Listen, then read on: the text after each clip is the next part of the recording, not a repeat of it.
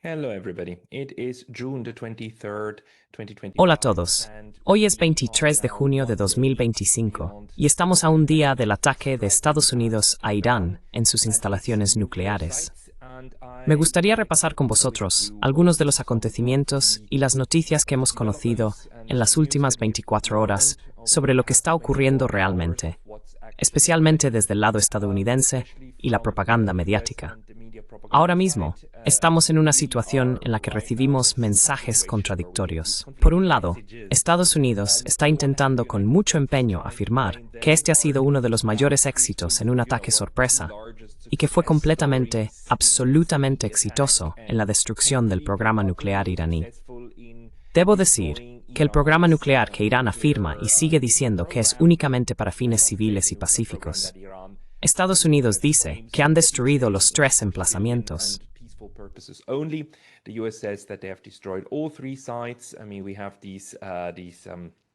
Quiero decir, tenemos estas declaraciones de Hexet, por ejemplo, que dice que Irán está calculando la realidad de que aviones despegaron desde el centro de Estados Unidos, en Missouri, durante la noche, completamente indetectados, sobrevolando 3 de los lugares más altamente sensibles, y fuimos capaces de destruir sus capacidades nucleares, y nuestros chicos en esos bombarderos están de camino a casa ahora mismo. Y también hemos visto este material en video de estos bombarderos B-2 volviendo realmente, y Estados Unidos está haciendo un gran alboroto con esto, que pudieron volar desde el continente, aunque parece, al menos por ahora, que también enviaron algunos señuelos al Pacífico para poner nerviosos a los iraníes y hacerles adivinar desde qué dirección venían estos ataques.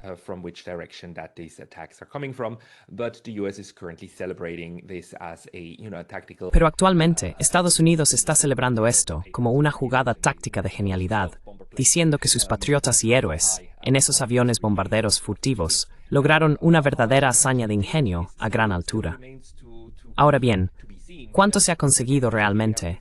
Aún está por verse, porque de nuevo tenemos diferentes interpretaciones, especialmente en lo que respecta al sitio de Fordo, que ahora está siendo evaluado.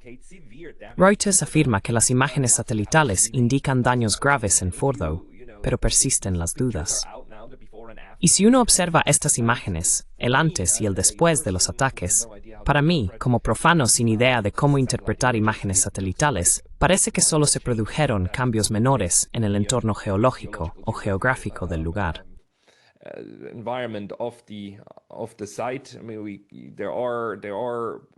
Quiero decir, también hay imágenes en primer plano que muestran que estas bombas rompebúnkeres impactaron en 3 lugares, ¿verdad? Y la pregunta es, ¿se unieron de alguna manera bajo tierra y llegaron más profundo de lo que cada una podría haber hecho individualmente? Hay personas que afirman que la instalación subterránea debió haber sido destruida. Hay quienes sostienen que la instalación subterránea está en gran parte intacta, salvo por la entrada y la salida de la instalación, nada que no se pueda reparar con el tiempo. También es bastante interesante que los mismos funcionarios que están haciendo todas estas declaraciones contundentes sobre lo increíble y fantástico que fue este ataque, sean también los que, en cierto modo, admiten que, bueno, realmente no pueden evaluarlo.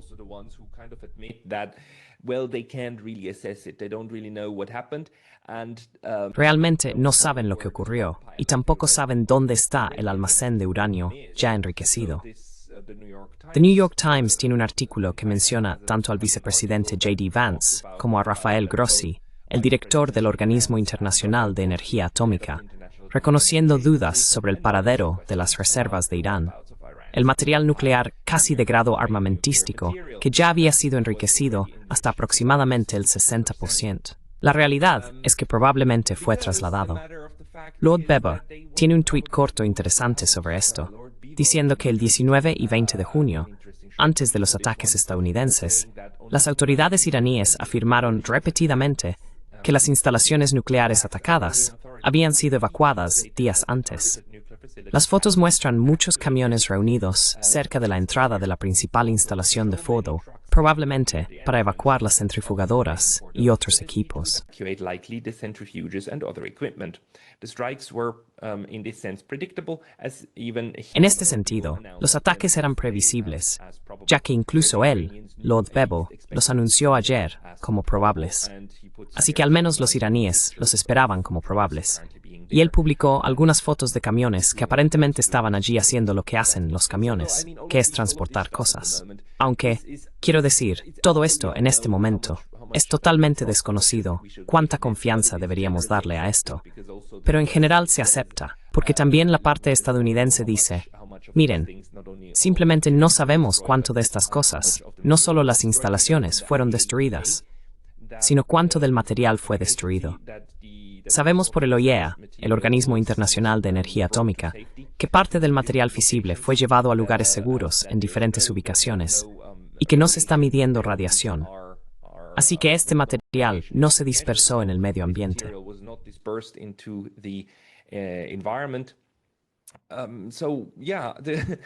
Así que, sí, la efectividad real de esto, en términos de un ataque a las capacidades nucleares de Irán, es una gran incógnita. Y en cuanto a la imagen pública, también en Twitter, se puede ver claramente cómo Estados Unidos y la OTAN los bombardearon. Como se puede observar, los fanáticos afirman que esto es un ataque masivo, una gran victoria para Estados Unidos, una gran demostración de capacidades, porque Irán está básicamente indefenso y debe entender que lo está. Y esta es la realidad ahora, ¿verdad? Que Estados Unidos puede despegar desde su territorio y básicamente bombardear cualquier instalación en Irán que quiera, cuando quiera. Trita Parsi, el director del Quincy Institute, tiene una buena perspectiva sobre esto, porque dice que es dudoso que todo el programa iraní haya sido destruido. Irán parece conservar gran parte de su reserva de uranio enriquecido. Israel pronto señalará esto y presionará a Estados Unidos para que bombardee Irán de nuevo, en lugar de la acción única que Trump había imaginado. Puede que haya iniciado una guerra interminable. Eso es exactamente correcto. Así que mi predicción también es que ahora mismo Estados Unidos e Israel afirmarán que esto es un gran éxito, una historia de éxito maravillosa. Y luego veremos cómo cambia la narrativa. Y será algo así como, oh no, todavía queda un poco de plutonio, de uranio. Así que hay que bombardear de nuevo. Hay que bombardear de nuevo.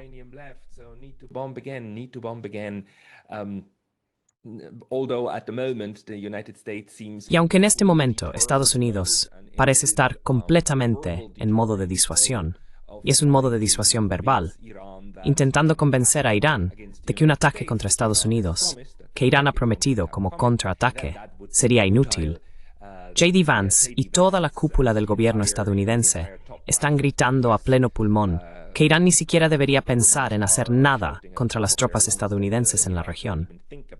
Vance dijo que si los iraníes nos atacan, se encontrarán con una fuerza abrumadora. No atacamos a la nación de Irán. No atacamos ningún objetivo civil. Ni siquiera atacamos objetivos militares fuera de las 3 instalaciones de armas nucleares.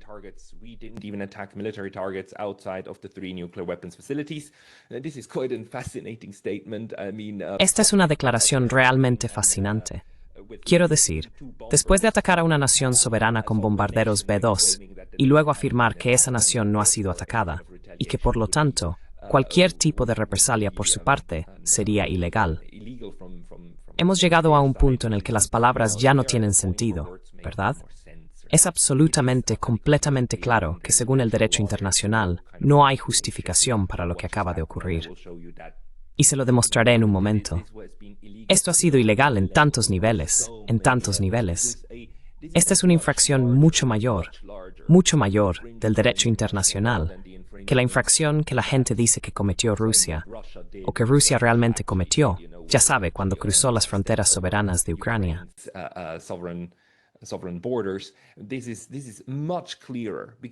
Esto es mucho más claro, porque al menos los rusos intentaron construir un argumento legal para defender su incursión. Crearon una cadena lógica. Las repúblicas del Donbass declararon su independencia, luego pidieron apoyo militar. Rusia reconoció su independencia, y después utilizó el hecho de que estaban siendo atacadas por los ucranianos como motivo legal para invocar el artículo 51 de la Carta de la ONU. Rusia llevó a cabo ese ejercicio e hizo todo eso para construir esa cadena. Ahora bien, se puede cuestionar la legalidad de eso. Se puede cuestionar la honestidad de este argumento. Todo ese argumento legal siempre será solo un argumento legal.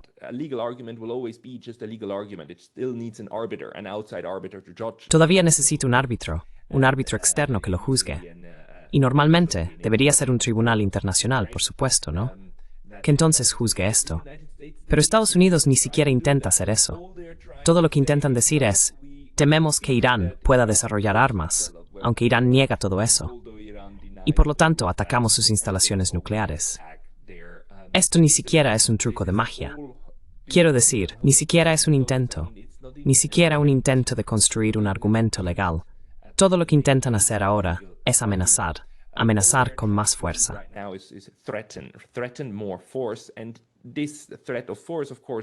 Y esta amenaza de fuerza, por supuesto, va de la mano con la afirmación de Hexit de que ya sabes, básicamente Irán está indefenso. Y esto fue un éxito operativo enorme, porque refuerza la idea de que básicamente Estados Unidos puede atacar cualquier cosa, en cualquier lugar, en cualquier momento. Y es un poder abrumador. Ahora Trump está haciendo lo mismo, ¿verdad? Por un lado afirma que este es el mayor éxito y que puede repetirse. Por otro lado, también dice que quiere la paz y que quiere negociaciones, ¿verdad? Ha estado diciendo eso todo el tiempo.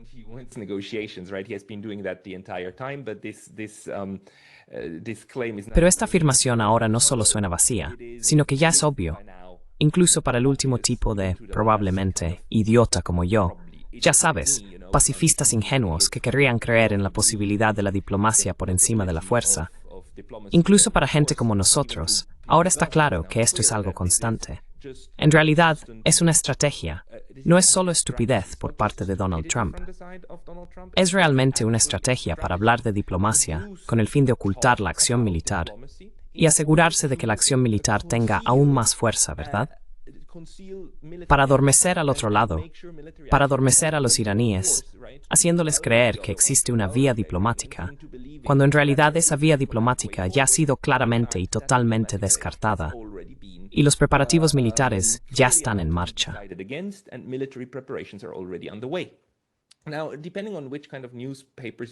Ahora, dependiendo de qué tipo de periódicos leas en Estados Unidos en este momento, encontrarás personas que condenan esto como una enorme traición a toda la idea de la diplomacia y la Carta de la ONU, y personas que lo elogian, especialmente quienes piensan que se trata de una táctica militar genial.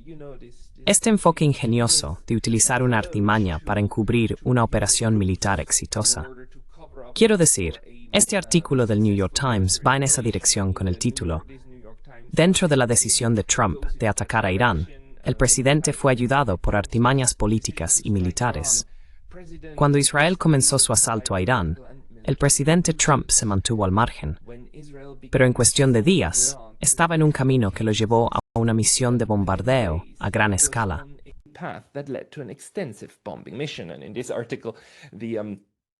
Y en este artículo, el New York Times describe cómo la administración Trump utilizó de manera sistemática las conversaciones y negociaciones con Irán para ganar tiempo, hacer preparativos militares y estar listos.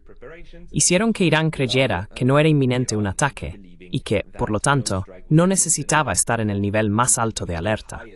Es decir, Irán estaba en alerta, y lo sabemos especialmente después del primer ataque sorpresa de Israel hace 10 días. Después de eso, estuvieron en máxima alerta, y obviamente el hecho de haber evacuado y sacado equipos y personal de Fordo y de las otras dos instalaciones, habiendo intentado sacar todo el equipo y personal posible, es una indicación de que Irán entonces sí estaba en alerta máxima.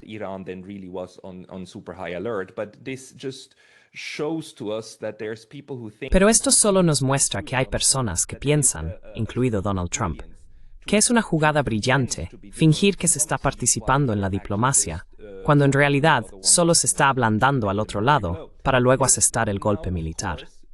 Esto, por supuesto, nos lleva ahora a un problema muy claro. que es que la diplomacia con Estados Unidos está ahora tan completamente desacreditada que, de nuevo, cualquiera que todavía crea que es posible es un idiota, ¿verdad? Y la persona principal en señalar esto es el ministro de Asuntos Exteriores de Irán, Seyed Abbas Araghchi, que realmente es una de las personas que hasta el final intentó seguir la vía diplomática, utilizar medios diplomáticos para encontrar algún tipo de solución.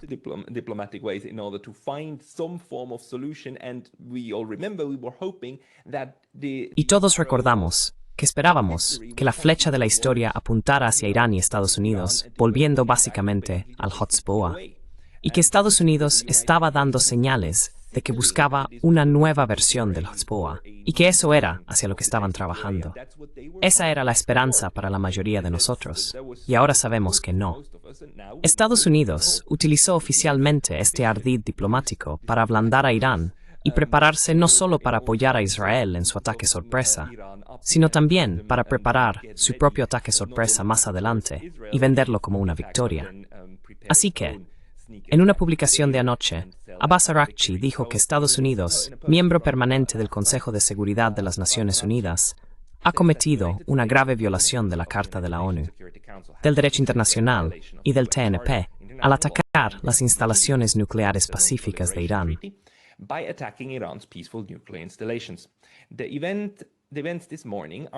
Los acontecimientos de esta mañana son indignantes y tendrán consecuencias duraderas. Todos y cada uno de los miembros de la ONU deben estar alarmados por este comportamiento extremadamente peligroso, ilegal y criminal.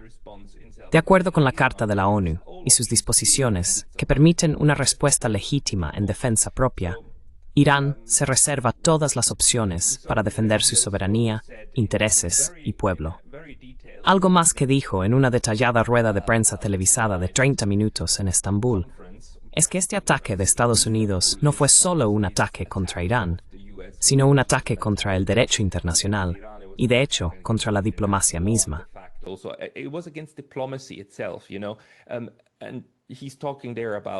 Y ahí está hablando sobre cómo se supone que debes confiar en él.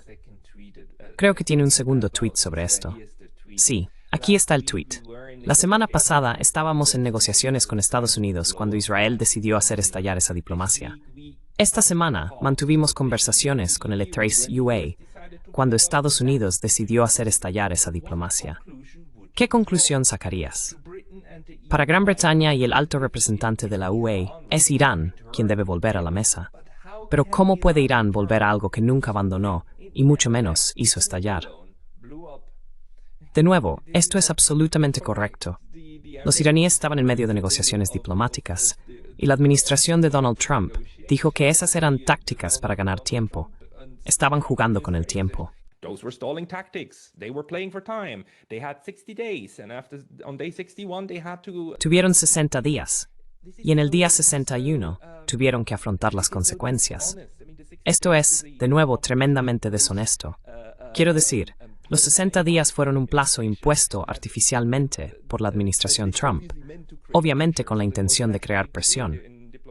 Así que lo más natural en un intercambio diplomático es rechazar esa presión y ese marco, pero en realidad recurrir a la diplomacia y utilizar los canales disponibles, que es lo que hicieron. De nuevo, lo hicieron en todo momento. Y si luego esa vía diplomática se utiliza en tu contra, ese camino diplomático se emplea para socavarte también militarmente. Entonces, bueno, nunca volverás a buscar la diplomacia con alguien que actúa de forma tan deshonesta y engañosa. Dishonestly and sneakily. Esto es un problema real, porque una vez más, los comentaristas rusos ya han señalado que en realidad le dijeron a Irán que lo que necesita es un acuerdo de seguridad con Rusia, y que el hecho de que Irán no estuviera dispuesto a incluir una cláusula de defensa mutua en el pacto de seguridad que tenían fue un error, que eso debería estar ahí. Y también es muy revelador que Araghchi, el primer líder extranjero con el que se reunió hoy, fuera Vladimir Putin en Rusia. Así que ahora Irán está en conversaciones directas con Rusia sobre cómo actuar. Además, por cierto, esto demuestra la sangre fría de los iraníes, que no responden de inmediato. Nunca lo hacen.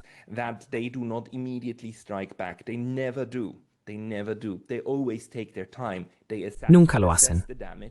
Siempre se toman su tiempo, evalúan los daños y luego se demoran en responder a estos ataques. Lo han hecho así durante los últimos años, muchas veces. Siempre pasan días o semanas antes de que realmente empiecen la represalia. De nuevo, por eso la operación actual contra Israel se llama Promesa Verdadera 3, porque los iraníes siempre prometen represalias, pero se toman su tiempo para cumplir la promesa. Lo único que ya han hecho es prometer represalias por esta ocasión, pero por supuesto, aún no han decidido cómo hacerlo. Esto es simplemente que los adultos en la sala intentan primero pensar en las consecuencias de sus acciones, en lugar de lanzarse imprudentemente a algo. Mientras tanto, en Estados Unidos, algunos, especialmente en el lado izquierdo, los demócratas, están indignados.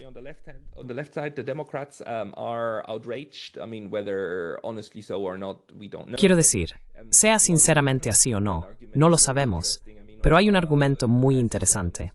Como he dicho en este canal muchas veces antes, el poder de declarar la guerra, de decidir ir a la guerra, no recae en el presidente de Estados Unidos, según la Constitución de los Estados Unidos, sino en el Congreso. Y el hecho de que Donald Trump simplemente hiciera eso, preparara un acto de guerra y luego lo ejecutara, es, por supuesto, una violación de ese poder constitucional. Y Ocasio-Cortez lo ha estado señalando, que la desastrosa decisión del presidente de bombardear Irán sin autorización es una grave violación de la Constitución. Y luego, los habituales lacayos del gobierno, ya sabes, estos taquígrafos del poder, ya están corriendo en ayuda del presidente belicista de Estados Unidos.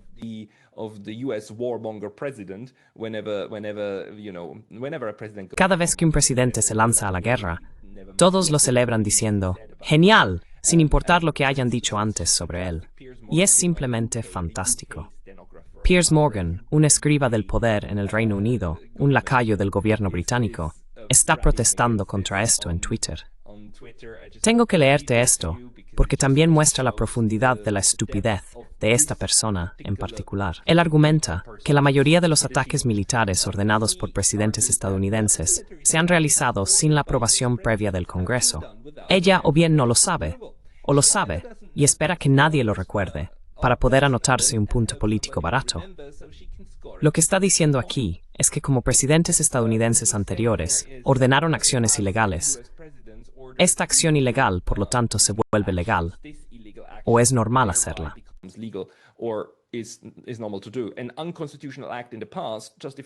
Un acto inconstitucional en el pasado justifica un acto inconstitucional actual, lo cual, por supuesto, es una absoluta tontería y una farsa.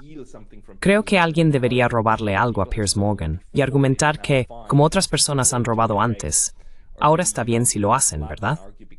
O quizá, ya sabes, darle una bofetada y argumentar que, como la gente ha sido abofeteada antes, está bien abofetear a la gente en la cara, ¿no? Pero es ese nivel de estupidez con el que la gente actualmente defiende lo verdaderamente indefendible. Y de nuevo, simplemente nos dice mucho que este defensor británico de todos los crímenes bajo el sol ahora esté respondiendo a una congresista estadounidense que intenta decir, mira, esta no es una decisión que deba tomar el presidente de Estados Unidos.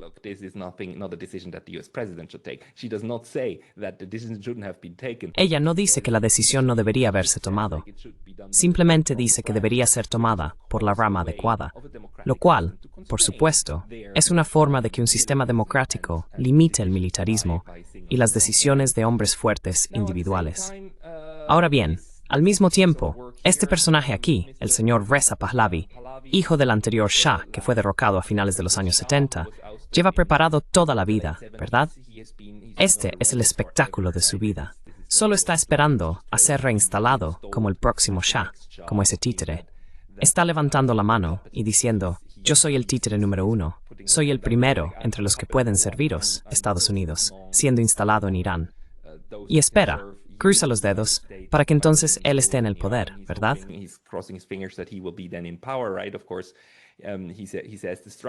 Por supuesto.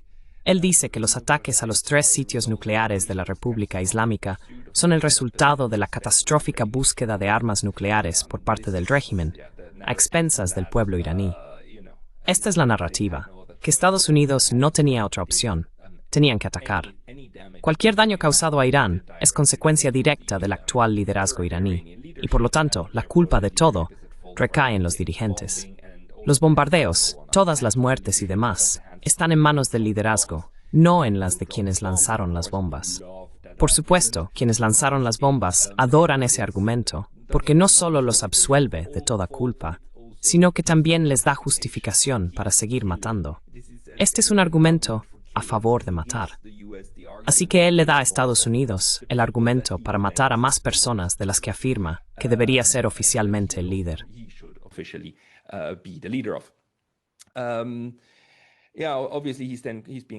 Obviamente le están llamando traidor y cosas por el estilo. Esto es el típico tira y afloja entre estas diferentes facciones. Pero vemos cómo esta facción, hay una parte de Irán, y especialmente fuera de Irán, que está esperando y le encantaría ser el régimen que se instale a partir de ahora en el poder. Al mismo tiempo, anoche el Parlamento iraní tomó la decisión de autorizar realmente el cierre del estrecho de Hormuz. Y esto, por supuesto, es algo que preocupa mucho a Estados Unidos. Estados Unidos ya está pidiendo a China que ayude a evitar que Irán cierre el estrecho. Lo interesante aquí es que los iraníes intentan cerrar el estrecho de la misma manera que los hutíes intentaron impedir que los barcos llegaran a Israel.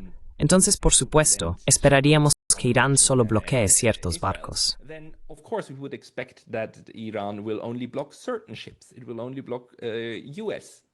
Solo bloquearía el tráfico estadounidense e israelí, y quizá el tráfico europeo, dependiendo de lo que hagan, pero obviamente intentaría dejar pasar a China, porque para China el estrecho de Hormuz también es muy, muy importante, especialmente para sus importaciones de petróleo.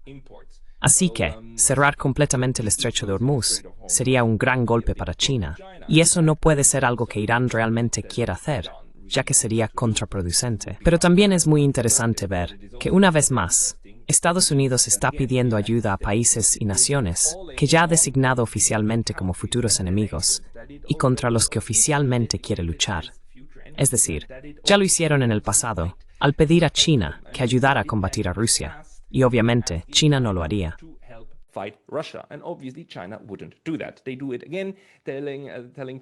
Lo hacen de nuevo, diciéndole a China que básicamente ayude a debilitar a su aliado.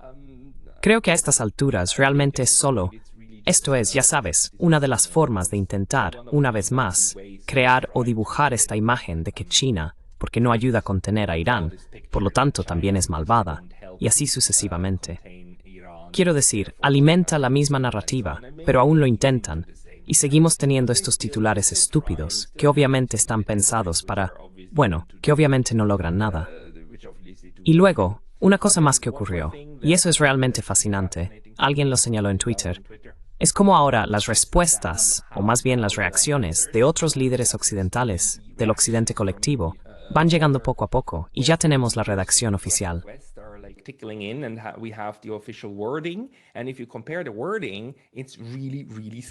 Y si comparas la redacción, es realmente inquietante cómo, al parecer, ha circulado un memorando entre el G7 sobre cómo reaccionar, cómo declarar, e incluso cómo formular sus declaraciones sobre lo que acaba de hacer Estados Unidos. Por supuesto, no hay ninguna condena, en absoluto. Hay condena a Irán por parte de todos los líderes del G7 y de Occidente en su conjunto. No hay condena a Estados Unidos. Y escucha esto, es casi orwelliano si piensas que estos son los líderes de sus respectivos países. Tenemos a Keir Starmer, al nuevo primer ministro canadiense, Mark Carney, a Kaja Kallas, y luego una declaración del gobierno australiano. Solo escucha esto.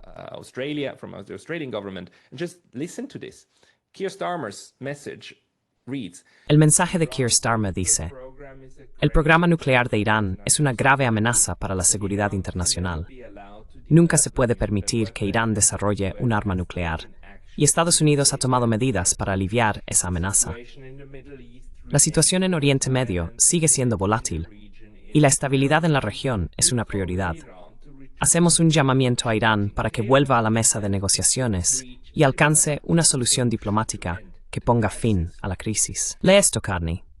El programa nuclear de Irán es una grave amenaza para la seguridad internacional, y Canadá ha sido siempre clara en que nunca se puede permitir que Irán desarrolle un arma nuclear. Aunque la acción militar estadounidense llevada a cabo anoche tenía como objetivo aliviar esa amenaza, la situación en Oriente Medio sigue siendo muy volátil.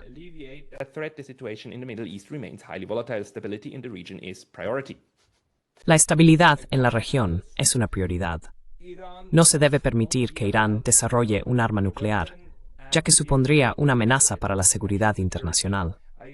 Insto a todas las partes a dar un paso atrás, volver a la mesa de negociaciones y evitar una mayor escalada. Los ministros de Asuntos Ex debatirán la situación mañana. Y Australia. Hemos dejado claro que el programa nuclear y de misiles balísticos de Irán ha sido una amenaza para la paz y la seguridad internacionales. Un portavoz del gobierno ha declarado: tomamos nota de la declaración del presidente de Estados Unidos de que ahora es el momento de la paz. La situación de seguridad en la región es sumamente volátil. Quiero decir, en serio, ¿cómo es posible que estos mensajes suenen tan increíblemente similares?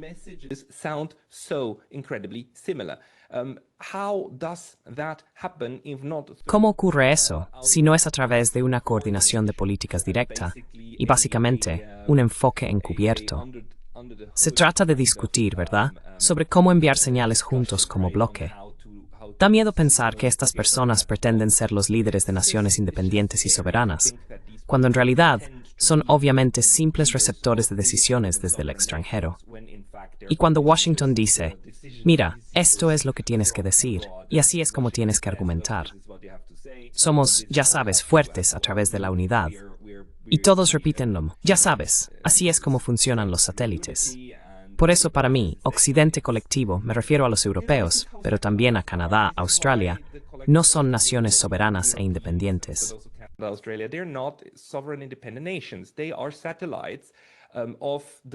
Son satélites del centro de poder occidental en Washington, y hasta cierto punto, probablemente también de Israel. Prácticamente de la misma manera en que Polonia, Rumanía y Bulgaria eran naciones nominalmente independientes durante la Guerra Fría, pero de facto estaban bajo un control muy estricto de la Unión Soviética. Eso no significa que nunca tomaran decisiones propias, especialmente en asuntos internos, pero sí que, cuando se trataba de decisiones importantes, siempre se alineaban directamente a escuchar lo que decía Moscú y actuar en consecuencia. Y así ocurre con estas herramientas. Este títere de Keir Starmer.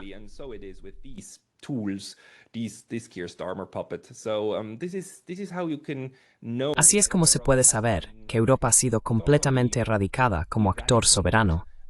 Quiero decir, es absolutamente un caso de dependencia de una gran potencia y de ser un satélite. Estos son los casos obvios. Estas son las señales evidentes, porque de lo contrario, esperarías que al menos alguien utilizara una redacción diferente, al menos una cadena de pensamiento distinta. Pero incluso te dan la misma cadena argumentativa, ¿verdad?, de lo que construyes. Herramientas absolutas, herramientas completamente sumisas. Ahora, una cosa más que quiero señalar aquí, y por eso también Arachi dijo que esto es un grave ataque al derecho internacional, y especialmente al Tratado de No Proliferación.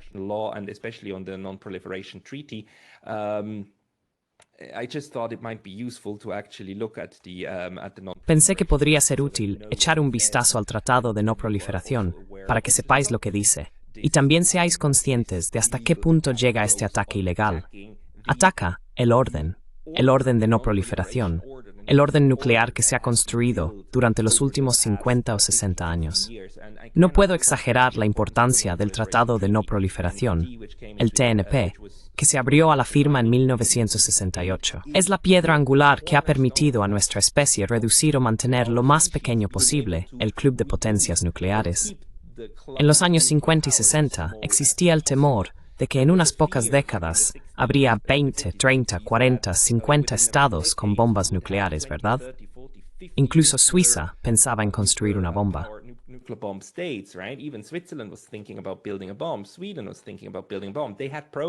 Suecia estaba pensando en construir una bomba. Tenían programas nucleares. Y este tipo de proliferación, por supuesto, es una fuente grave de amenaza.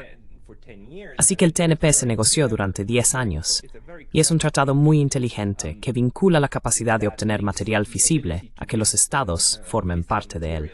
Y el tratado se asegura de que el uso civil de la energía nuclear y la tecnología nuclear esté siempre permitido y que todos tengan acceso a ello.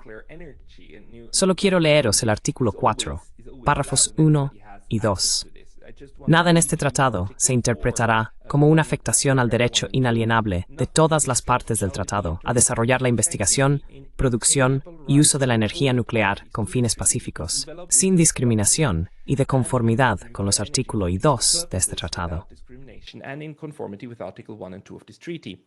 All the parties to the treaty undertake to facilitate. Todas las partes del tratado se comprometen a facilitar y tienen derecho a participar en el intercambio más amplio posible de equipos, materiales e información científica y tecnológica para el uso pacífico de la energía nuclear. Irán estaba dentro de los límites de todos sus derechos internacionales, especialmente los derechos bajo el TNP, para tener este programa nuclear. Estos sitios nucleares que Estados Unidos atacó no eran, de ninguna manera, instalaciones ilegales según el derecho internacional. No, formaban parte de los derechos que el tratado otorga a los Estados miembros. E Irán es parte del tratado. Estados Unidos es parte del tratado. Rusia es parte del tratado. The United States is part of the treaty. Russia is part of the treaty. They're all members to this very, very pivotal, important. Todos ellos son miembros de este tratado tan crucial e importante. Así que si alguien dice, oh, estas eran instalaciones ilegales, no lo eran. Esto formaba parte de lo que Irán tenía derecho a tener. Y, de nuevo, la afirmación de que Irán intentaba construir una bomba se basa en al menos 40 o 45 años de la misma acusación, y nunca lo hizo. Irán tiene una doctrina nuclear en contra de la fabricación de armas nucleares, y lo han repetido una y otra vez. Y como dijo Araghchi, estuvieron haciendo diplomacia de forma continua. Estuvieron negociando todo el tiempo. Y de nuevo, el CASEPA, del que Donald Trump se retiró en 2018, se confirmó que estaba funcionando. La Agencia Internacional de Energía Atómica confirmó que Irán estaba cumpliendo con su parte del acuerdo.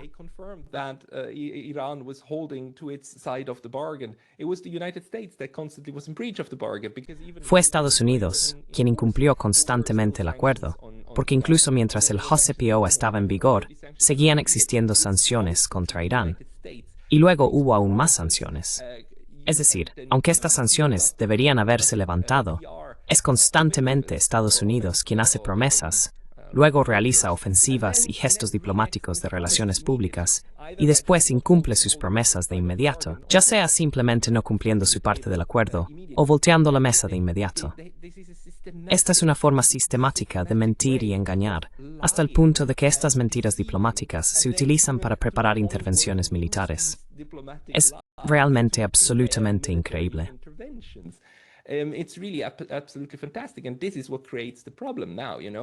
Y esto es lo que crea el problema ahora. Sabes, que incluso si haces un tratado como este, e incluso si Estados Unidos forma parte de él, no, quiero decir, debe quedar absolutamente claro que Estados Unidos no lo va a cumplir.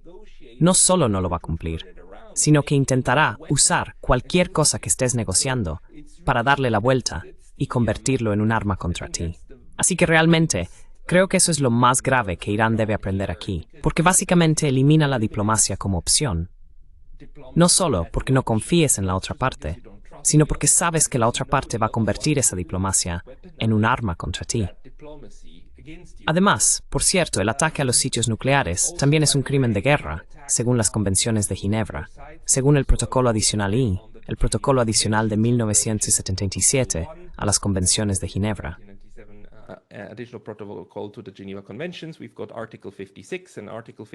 Tenemos el artículo 56, y el artículo 56 dice en realidad que las obras o instalaciones que contengan fuerzas peligrosas, es decir, presas, diques y centrales nucleares de generación eléctrica, no deberán ser objeto de ataque, incluso cuando estos objetos sean objetivos militares. Si tal ataque puede provocar la liberación de fuerzas peligrosas y, en consecuencia, graves pérdidas entre la población civil. Y todas las instalaciones que fueron atacadas, por supuesto, se suponía albergaban todos estos materiales nucleares fisibles, y por lo tanto, entraban dentro de este artículo. And hence fall under this article. although the fissile material in the end. Aunque al final no había material fisible, atacar estas instalaciones es un delito según el protocolo adicional de los convenios de Ginebra. Irónicamente, debo decir que tanto Irán como Estados Unidos firmaron ese protocolo, pero aún no lo han ratificado, y probablemente nunca lo harán.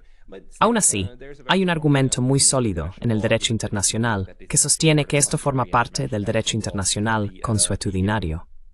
Está prohibido atacar instalaciones nucleares que puedan liberar radiación y matar indiscriminadamente a poblaciones civiles. Ese también es el caso.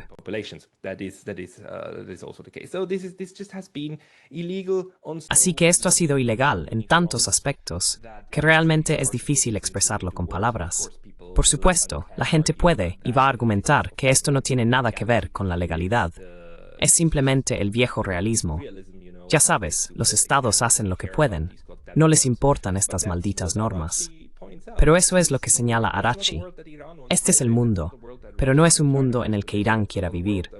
No es un mundo en el que Rusia y China quieran vivir. Y no es un mundo en el que la mayoría de los estados BRICS quiera vivir. Ellos quieren que la fuerza del derecho internacional limite los peores impulsos de la humanidad. Y los peores impulsos actualmente provienen sin duda de Israel y Estados Unidos, incluyendo un genocidio en Gaza. De nuevo, a diario, Israel está matando a decenas, hasta 50, 60, 70 palestinos al día. Es un genocidio masivo.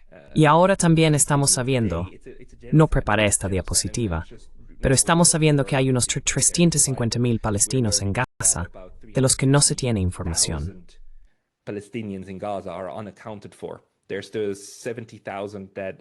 Todavía hay 70,000 personas a las que se les han emitido certificados de defunción oficialmente.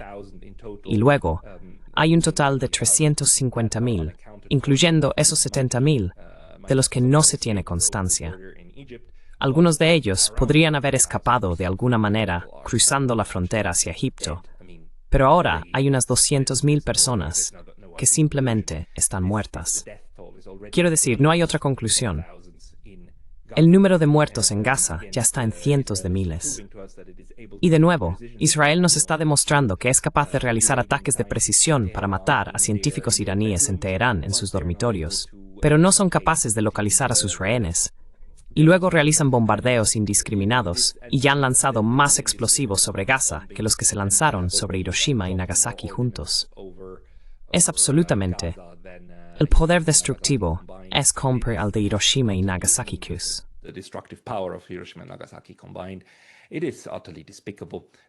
Es absolutamente despreciable. Así que estos son impulsos diversos de la humanidad. Y para mí está claro que los iraníes, los rusos, los chinos y gran parte del mundo no quieren vivir en un mundo sin ley. Pero entonces, la pregunta para todos nosotros es, por supuesto, ¿cómo se combate la ilegalidad? Porque si la combates con tu propia ilegalidad, no vas a volver a la ley, ¿verdad? No vas a volver a un entorno más seguro. De nuevo, me alegra que los iraníes, los rusos y los chinos sean los adultos en la sala y que la gente reflexione las cosas. Pero si Irán no restablece algún tipo de disuasión, entonces es una invitación a aún más muerte y destrucción, a más ataques. La lección es realmente clara, ¿verdad?